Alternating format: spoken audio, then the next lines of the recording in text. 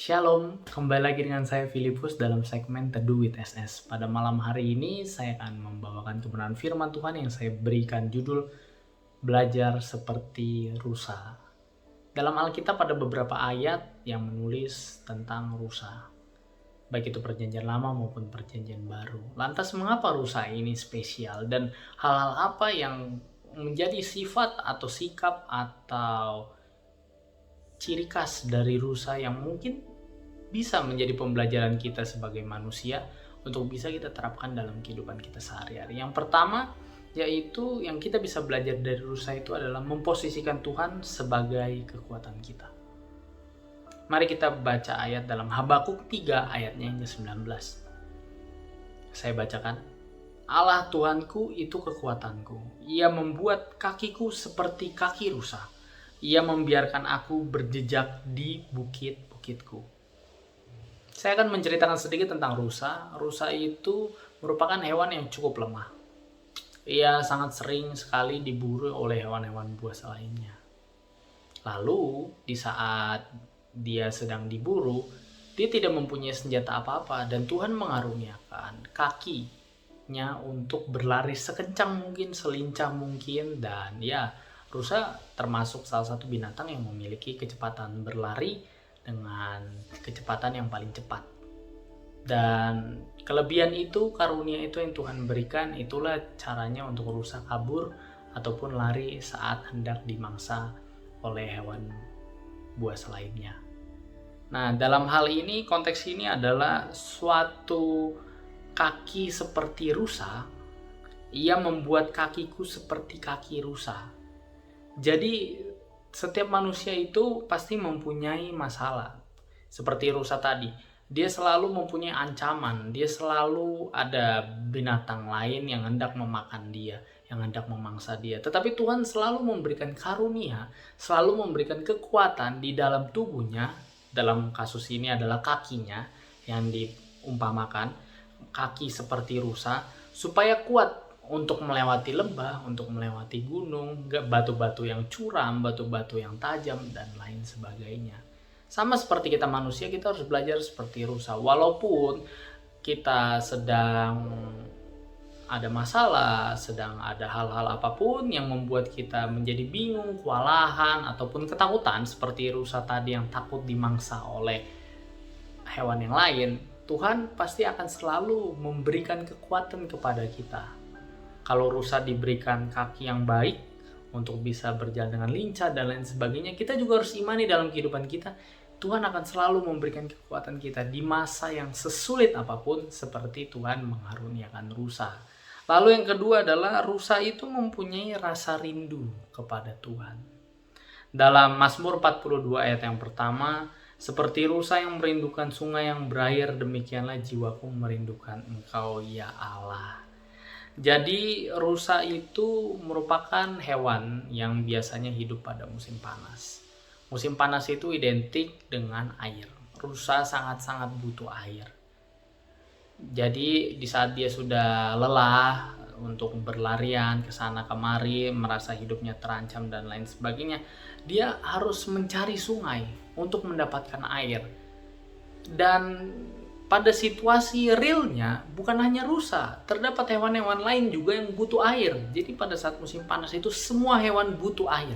Semua hewan butuh minum karena teriknya matahari dan membuat haus dahaga. Nah, permasalahannya adalah rusa ini identik dengan hewan yang lemah. Jika dibandingkan mungkin ada macan, mungkin ada singa, mungkin ada hewan-hewan lainnya yang lebih buas, yang lebih ganas dibandingkan rusa. Di saat dia datang ke sungai, otomatis dia mempunyai risiko. Risiko bertemu dengan binatang-binatang yang lain. Tetapi karena mau tidak mau dia harus minum, mau tidak mau dia harus menemukan sungai untuk bisa bertahan hidup walaupun memiliki resiko, dia akan tetap terus jalan. Sesusah apapun, sejauh sungai itu, sejauh apapun, harus lewatin gunung, lewatin lembah, lewatin bukit-bukit, jalan yang susah dan lain sebagainya. Dia rindu untuk mendapatkan sungai tersebut. Untuk apa? Supaya dia bisa minum, supaya hausnya hilang. Begitu juga hal ini, perumpamaan ini juga bisa kita terapkan dalam kehidupan kita sehari-hari. Kita harus mempunyai rasa yang rindu kepada Tuhan. Kita harus mempunyai rasa yang rindu kepada Tuhan seperti rusa yang rindu akan sungai, akan air, aliran sungai. Jadi walaupun mungkin kita sedang sibuk, kita mengurusi urusan A, B, C, dan lain sebagainya, kita harus tetap ada waktu untuk Tuhan. Kita harus rindu kepada Tuhan. Kita harus tetap mengutamakan Tuhan. Kita harus tetap menyisihkan waktu kita. Bukan menyisakan ya, tapi menyisihkan, menyediakan. Beda, kalau mensisakan tuh nanti terakhir-terakhir kalau ada waktu. Tapi kita harus menyediakan waktu buat Tuhan. Entah mulai berdoa pagi, siang, sore, dan malam. Kita melakukan segala kegiatan kita harus diawali dengan doa. Kita harus membaca kebenaran firman Tuhan. Kita harus merenungkan firman Tuhan. Kita harus melakukannya. Kita harus beriman. Kita harus mempunyai mezbah khusus untuk kita menyembah, memuji, memuliakan nama Tuhan. Itu poin yang kedua. Mempunyai rasa rindu kepada Tuhan seperti rusa yang rindu akan air. Yang ketiga adalah berani mengambil resiko untuk Tuhan. Saya bacakan ayat pada Injil Lukas pasal yang ke-9 ayat yang ke-23. Katanya kepada mereka semua, setiap orang yang mau mengikut aku, ia harus menyangkal dirinya, memikul salibnya setiap hari, dan mengikut aku. Kembali lagi kepada konteks rusa. Rusa ini kalau misalnya dia kekurangan air, dia itu mengeluarkan bau yang menyengat. Mungkin Bapak Ibu Saudara-saudari kekasih dalam Tuhan bisa nanti searching di Google, bisa baca beritanya, bisa baca ataupun nonton TV yang berkaitan tentang hewan binatang.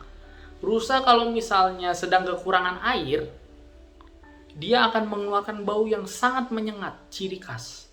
Dan tentunya bau menyengat inilah akan mengundang binatang-binatang lain untuk mengetahui, oh ini ada rusa, ada mangsa yang untuk bisa kita makan. Jadi indikator rusa ini bakal kecium, bakal ketahuan di tengah pemangsa-pemangsanya, di tengah hewan-hewan lain. Di saat ia kekurangan air. Makanya itu, rusa tahu betul kalau dia harus butuh air. Rusa tahu betul kalau dia nggak boleh sampai kekurangan air. Mengapa? Karena kalau kekurangan air, dia bakal sangat-sangat bahaya. Ada bau yang keluar, sehingga binatang lain tahu dan mengejar dia. Sehingga itu dia butuh air. Jadi air dalam rusa ini, itu bisa disamakan dengan kita yang merindukan Tuhan.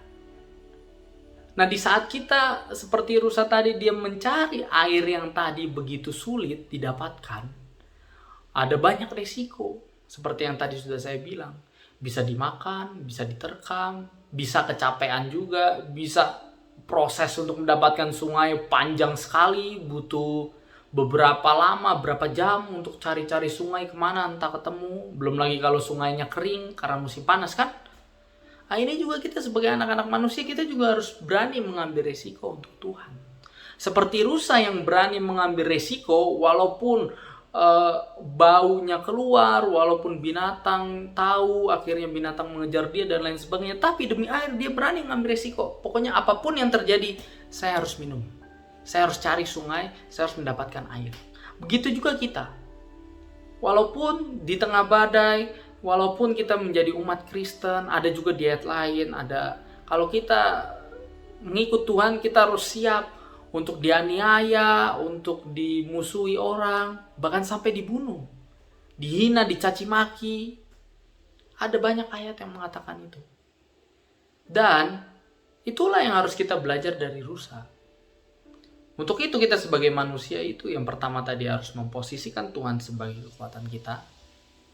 Karena Tuhanlah sumber kekuatan kita, tidak ada yang lain. Semua yang kita miliki itu dari Tuhan. Seperti rusa yang memiliki kaki yang kuat, itu karena dari Tuhan, pemberian dari Tuhan, kekuatan yang Tuhan berikan kepada kita.